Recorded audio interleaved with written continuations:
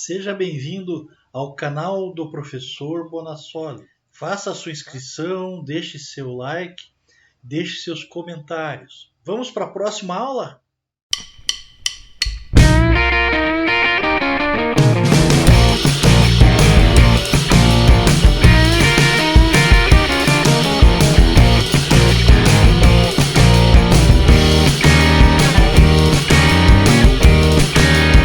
Vamos lá, começa a aula aí.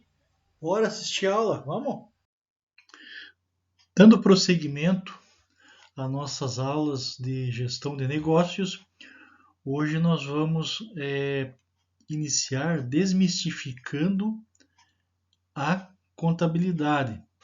Desmistificando a contabilidade no agronegócios. A contabilidade é muito importante no agronegócios porque é com ela que nós vamos ter todo o controle de como que anda, né, nossas finanças. E através da contabilidade é que nós tiramos todos os relatórios para uma boa gestão. Vou iniciar esse tema com uma pergunta. Você sabia que mesmo sem saber o que é contabilidade, você já faz contabilidade? Bom, sim, com certeza. Você já sabe o que é contabilidade, eu vou apenas te esclarecer o assunto no seu dia a dia. E tudo que envolve dinheiro, contagem física de bens, valores, isso é contabilidade. A contabilidade é uma ciência tão antiga, mas tão antiga, que a maioria das pessoas acabam esquecendo que sabe o que é. Todos nós sabemos. Pois pois está em sua volta tanto quanto o ar que você respira. Os primeiros registros de que temos notícias estão nas paredes de cavernas, templos, palácios e em várias ruínas de antigas civilizações. Tanto o Homo sapiens como os seres humanoides que habitaram o nosso planeta há milhares de anos atrás, né, já registravam os seus pertences, faziam contagens e o uso da matemática para controlarem seus haveres e pertences. Os conquistadores, quando sobrepujavam seus adversários nas guerras, dividiam os espólios entre os soldados e levavam parte desses despejos ao seu rei. Em todo o mundo antigo existem registros contábeis. Posso citar, né, que na cidade de Ur, terra de Abrão, aquele da Bíblia, né, foram encontrados vários registros em tabuletas de argilas contendo contabilidade de custos, construções, sem falar na riqueza de informações contábeis da antiga Babilônia. Mostrar para vocês aqui, esse símbolo é o símbolo da contabilidade, se chama caduceu. Na verdade tem duas asas ali, né? Que é homenagem ao deus Hermes, que é considerado o deus do comércio, né? E uma cobra, né? Enrolada naquelas duas asas. Segundo a Wikipédia, né? O Frei Luca Bartolomeu Pacioli nasceu em 1445 na cidade toscana de San Sepolcro. Estudou numa escola ábaco, onde foi educado na língua local e não no latim. Ele focou seus estudos nas habilidades mercantis, que é o que nos interessa aqui, né? Para falar de contabilidade. Ele mudou-se para Veneza em 1464, continuando seus estudos e trabalhando como tutor de 3 filhos de um comerciante. Foi nesse período que escreveu seu primeiro livro, um tratado de aritmética para os garotos que estava ensinando. Se tornou frei franciscano entre 1572 e 1475. Em 1494, publica o livro Summa de Aritmética Geometria, por proportione et proportionalita, em Veneza, tornando-se famoso devido ao capítulo do livro que tratava sobre contabilidade. Particulario de computias et scripturis, Luca Pacioli foi o primeiro a descrever a contabilidade de dupla entrada, conhecido como o método veneziano, il modo de Vinegia, ou ainda método das partidas dobradas. Por que é importante isso aí? Porque a contabilidade controla, né, o débito e o crédito, ou seja, a entrada e a saída, ele controla no mínimo duas contas simultaneamente. Aí, em 1947, se mudou para Milão, onde continua lecionando e colaborando com Leonardo da Vinci. Eles se conheciam, né? Sendo que em 1499, Luca e Leonardo são obrigados a fugir quando Luís XII de França toma a cidade e expulsa os mecenas. Em 1509, escreveu De Divina Proportione, ilustrada por Leonardo da Vinci, vocês viram, que tratava sobre proporções artísticas. Continuou a estudar, lecionar e escrever até sua morte no mosteiro de San Sepolcro, no ano de 1517. Então nós temos aí uma foto, né, um desenho, uma gravura, né, não é uma foto real, naquele tempo não existia máquina fotográfica, né? Então essa é uma gravura que é divulgada aí nós temos na internet, nos livros, e que mostra, né, o Luca Pacioli, né? E provavelmente eu não sei ali quem que é que está do lado, né? Porque a gravura não diz. Leonardo da Vinci, né? O nome dele era Leonardo di Ser Piero da Vinci, ou simplesmente Leonardo da Vinci. Foi um polimata, né? Nascido na atual Itália, uma das figuras mais importantes do Alto Renascimento, que se destacou como cientista, matemático, engenheiro, inventor, anatomista, pintor, né, escultor, arquiteto, botânico, poeta e música. O cara não era fraco, não, né? Bom, estou comentando sobre a bibliografia do frade Luca Pacioli, por ter sido ele o primeiro a escrever sobre as partidas dobradas. Ele não foi o inventor da contabilidade, como alguns pensam. Como disse anteriormente, a contabilidade é uma das ciências mais antigas que existe até os dias de hoje. Partidas dobradas significa que o controle das contas é efetuado através do método de origens e aplicações recursos, ou seja, um valor lançado, né, para controlar no mínimo duas contas, ou seja, um valor lançado controla duas contas no mínimo. Assim, dessa forma, nós temos lançamentos, né? Na hora que você vai registrar a contabilidade, você pode ter um débito e um crédito, uma conta débito, várias contas crédito, ou várias contas débito para uma de crédito, ou várias de débito para várias de crédito. São 4 tipos de lançamento que você pode ter na contabilidade. Porque você pode, né, controlar, como disse, né, a origem e aplicação do recurso. Então, dessa forma, você pode ter mais de uma origem ou mais de um recurso. Então, você pode ter mais de uma aplicação, mais de uma origem. Não sei se estou sendo claro, porque nós estamos tentando desmistificar aqui a contabilidade, né? Mas dessa forma, consegue controlar as origens e aplicações de recursos através de diversas contas. Falando disso, vamos definir o que é conta, rapidinho. Conta é a rubrica que recebe os lançamentos contábeis e é classificada, né, com o nome que representa a sua natureza. A diferença entre a soma dos débitos e créditos traz um saldo, ou seja, o resultado da conta. Então, conta nada mais é do que você acumular um valor. Por exemplo, se você quer saber quanto você gastou de combustível no mês, você não vai somar todos os seus gastos, vai chamar de combustível. Então, combustível é o nome da conta. A relação dos gastos é conta. Então, é uma rubrica, onde você determina o que você quer controlar. A contabilidade não é diferente. Por isso que eu digo, a contabilidade é muito simples. Então, isso aí tem que ficar bem presente na nossa mente, que contabilidade é feita para todos nós, não é coisa de contador. Aí as pessoas se enganam, né? Dizem, a contabilidade é coisa de contador, não quero mexer com isso aí. Eu vejo administradores até falando assim. Tá errado. A contabilidade é feita para o administrador, para o gestor e para nós mesmos, né? Para pessoas físicas, jurídicas, para qualquer tipo de entidade. Entidades sem fins de lucro, com lucro, igreja, associações, tudo tem que ter contabilidade para controlar valores e bens, né? A contabilidade é necessária para qualquer empresa ou entidade, independente do seu porte, segmento, acabamos de falar, né? E da sua forma de tributação. Trata-se do melhor instrumento de gestão empresarial.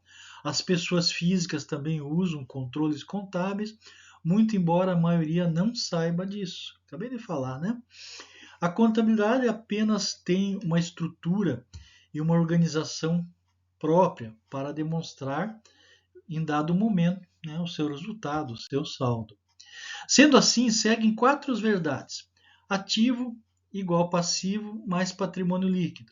Saldo devedor é igual a saldo credor. Não há débito sem crédito, não há crédito sem débito. O que significa isso aí?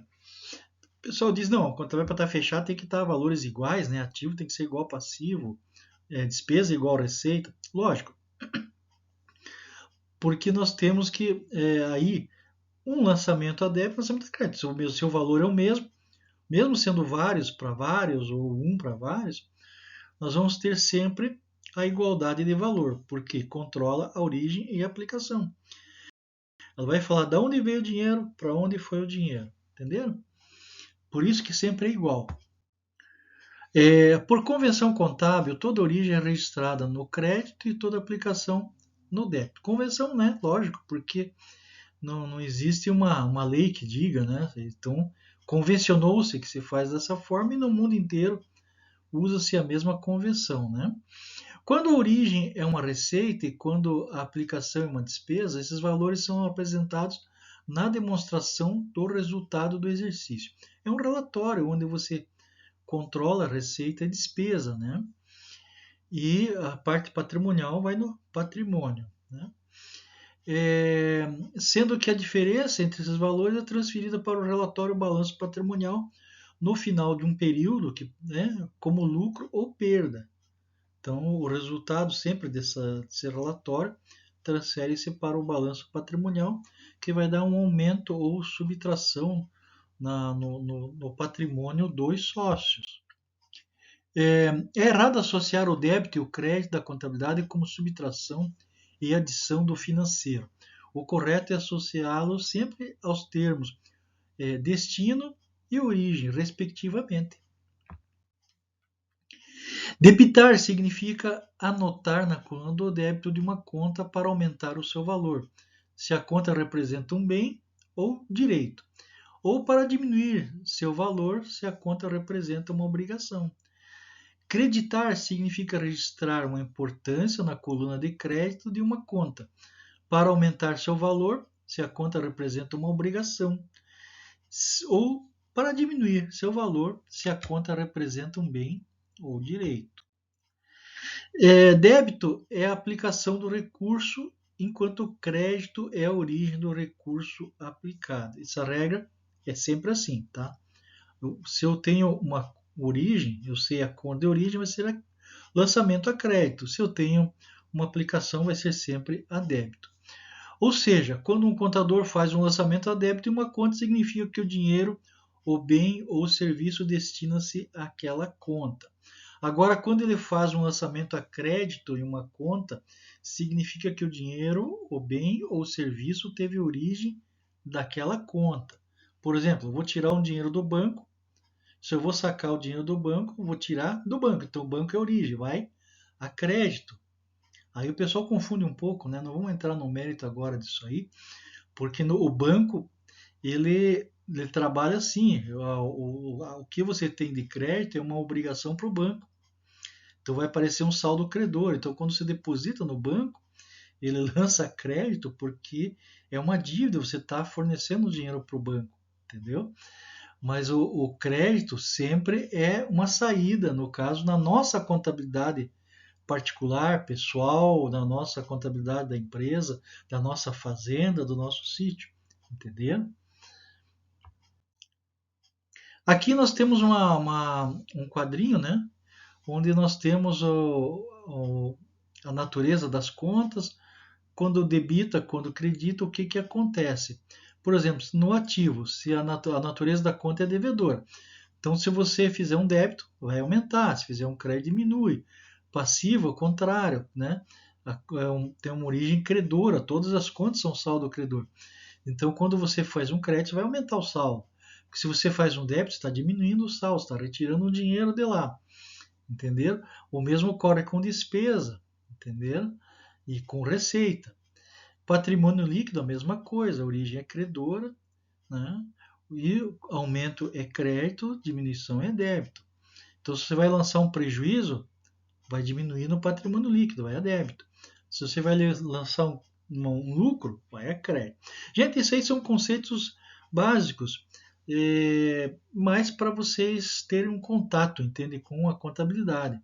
Né? No nosso curso de gestão de negócios, vocês precisam saber essa noção de contabilidade, só para interpretar relatórios, que depois, lógico, vocês vão ter os contadores, vão ter gente especializada, né, para apresentar essas contas. Na verdade, vocês vão trabalhar com o resultado e não com a contabilidade em si.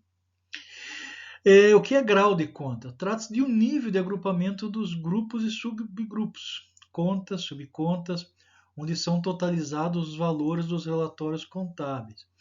Então, o balanço patrimonial, né, tem característica de possuir os seus totais maiores. Nas contas de primeiro e segundo grau, também se soma de baixo para cima os agrupamentos. Como que é isso? Falei grego, né? Mas não falei não. É o seguinte, você tem, por exemplo, o total do ativo. Dentro do ativo você tem a conta caixa e a conta banco. Então você tem, se você somar caixa e bancos, já é uma subdivisão do ativo. Se você somar, o total vai para o ativo. Então, de baixo para cima, sempre. Daí, se eu tenho a conta bancos, né? Dentro da conta bancos, eu tenho lá vários bancos: banco A, banco B, banco C, D. Se a soma desses bancos todos vai me dar o total que eu tenho nos bancos. De baixo para cima, ou seja, do grau menor. Como é que faz essa divisão de grau? Não vamos entrar aqui em termos de plano de contas, mas, por exemplo, 1 é ativo, 1.1 são os valores que são circulantes, são os valores que você tem de bens, direitos a receber, né, ou dinheiro em caixa, que você pode converter a menos de 360 dias, a curto prazo, por isso que é circulante. Então, essa forma de fazer de baixo para cima é uma forma de entender os graus de conta. Então, sei lá, 1.1.01 caixas, o equivalente de caixas, coisas desse tipo assim. Então, é sempre colocado um número que diferencia, que na contabilidade o computador já vai, né, processar um relatório, ele já soma de baixo para cima. Isso é interessante para vocês entenderem como que funcionam os relatórios contábeis financeiros. Todos eles têm essa estrutura. É separado num plano de contas, que estrutura o relatório. O plano de contas estrutura o relatório, balanço, DRE, DLPA, etc. E os demais relatórios são sempre tirados desses 3 relatórios, desses 2 relatórios, né? Balanço e demonstração de resultado. Dando seguimento, então, já a demonstração do resultado do exercício usa um método diferente, ele é dedutível, subtraindo os valores. Também possui a mesma característica de graus de contas, só que você começa assim: total da receita, menos os impostos que foram faturados, menos as vendas canceladas, igual lucro bruto, né? Não, ainda tem o menos da receita líquida, menos o custo das mercadorias que foram vendidas ou produzidas, os serviços prestados, igual o lucro, né? Lucro bruto. Daí menos as despesas operacionais, separado lá, administrativa, comercial, financeira, igual lucro antes do imposto de renda. Então é dedutível. É como se você pegasse o teu lorito do salário, né? Tem lá a tua receita bruta, quantas horas você ganhou, e vai diminuindo, menos INSS, menos imposto de renda na fonte, menos o vale transporte, menos o vale refeição, e chega no final, né, você fica devendo. Mas é alguma coisa parecida assim. Então a demonstração de resultado tem a mesma característica, entenderam?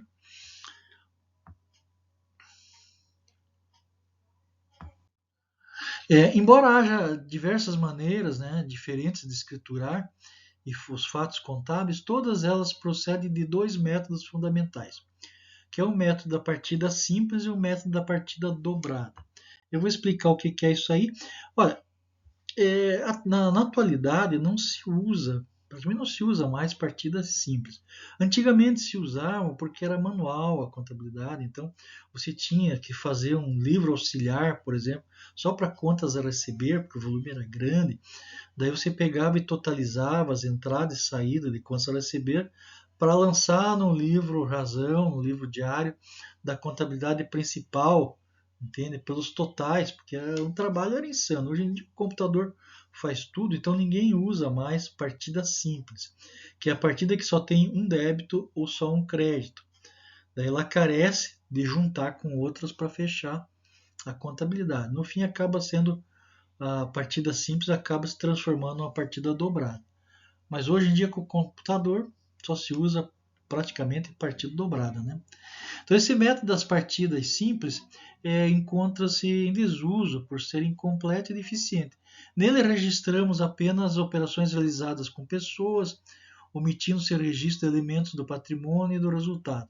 Todos os itens do patrimônio e do resultado, como mercadorias, veículos, móveis, despesas, receitas, etc., são controlados extracontabilmente. Nele, apenas uma das operações débito ou crédito é contabilizada. Na verdade, foi aquilo que eu acabei de falar, né? Ali está um pouco truncado o texto, né? A bibliografia usada estava assim, mas eu já acabei de explicar para vocês como é que funciona isso. Que partida simples, você usa como um diário auxiliar, né? Os totais você vai passar para uma contabilidade, né, para a contabilidade geral depois, e acaba se tornando partida dobrada depois. Dando seguimento, então, partidas dobradas foram descritas, como já falei, né, pela primeira vez em 1494 na Itália pelo frade Luca Pacioli. No seu livro Summa de Aritmética, Geometria, Proporzione et Proportionalities, Tita, né? Coleção de conhecimento de aritmética, geografia, proporção e proporcionalidade. Então, no capítulo Particulário de Computis de et Scriptures, o meu latim não é muito bom, tá, gente? Contabilidade por partidas dobradas, prefiro falar português que dá mais certo, né? Acho que também para vocês é melhor, né? Que fala sobre um tratado da contabilidade conforme descrevemos anteriormente. Nesse capítulo, ele enfatiza que a teoria contábil do débito e crédito corresponde à teoria dos números positivos e negativos. O método teve rápida difusão e foi universalmente aceito e adotado desde esta época, sendo hoje considerado um dos pilares da contabilidade moderna. Então, um simples livro sem muita intenção, que não era intenção inventar contabilidade, acabou sendo adaptado, usado para a contabilidade que nós temos hoje, né? Este método ele reza que em cada lançamento o valor total lançado nas contas a débito deve ser sempre igual ao total do valor lançado nas contas a crédito, ou seja, não há devedor sem credor, correspondente a todo débito corresponde um crédito de igual valor e vice-versa. Se aumentar de um lado, deve consequentemente aumentar do outro lado também. Como é mais comum uma transação conter somente duas entradas, sendo uma entrada de débito e uma conta de entrada de crédito, né? Um crédito e um débito em outra conta, débito em outra conta. Então, um débito em uma conta, crédito em outra conta. Daí origem, nome, dobrada, né? Aqui tem uma relação de relatórios que, para nós, para desmistificar a contabilidade, É só para mostrar que realmente existem esses relatórios. Não vou ler para vocês, depois vocês podem dar uma paradinha no vídeo, se tiver interesse em ler, mas isso aí vocês encontram, né, nos livros de contabilidade aí. Eu vou só destacar aqui que os relatórios principais ali é o balanço patrimonial e a demonstração de resultado do exercício DRE 1 e o 3, que são os mais importantes. O número 2, demonstração de origem e aplicação de recursos, já foi, né?